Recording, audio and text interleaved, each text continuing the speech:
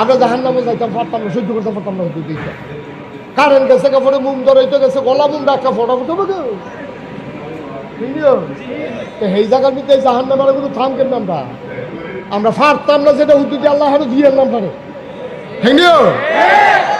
আল্লাহ আমি কি দিতাম স্যার, তোর খাচ্ছ খারাপ অসুবিধার তোর একটা কথা হলো মনটা যা ধরে তা করো, ভগিনী বেটির লিখে বিস্কুট দিছে, এই বিস্কুট তোরা খাইয়া বোঝা দিচ্ছে তো তোরারে জান্নাত তো দিত কেন তোরারে নাদানের দল ভেঙে রে।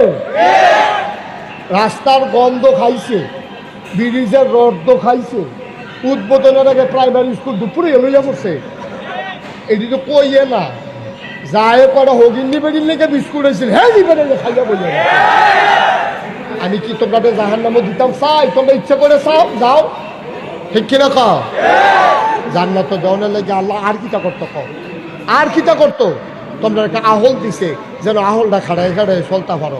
এরপরে কোরআন শরীফ দিছে, এরপরে নবী রাসূল দিছে, নবীর দরজা বন্ধ, আল ওলামা ওয়ারাসাতুল আম্বিয়া, ওলামায়ে কেরাম দিছে, মসজিদের ইমাম দিছে, মাদ্রাসার হুজুর দিছে, এরপরে মুরব্বিরারে দিছে, এরপরে একটা সমাজ দিছে, এরপরে এটি মান্না সান্না চললা তোরা কোনো মতে জান্নাতে যাইগা, আল্লাহর কি কোনো হিংসা আছে নাকি?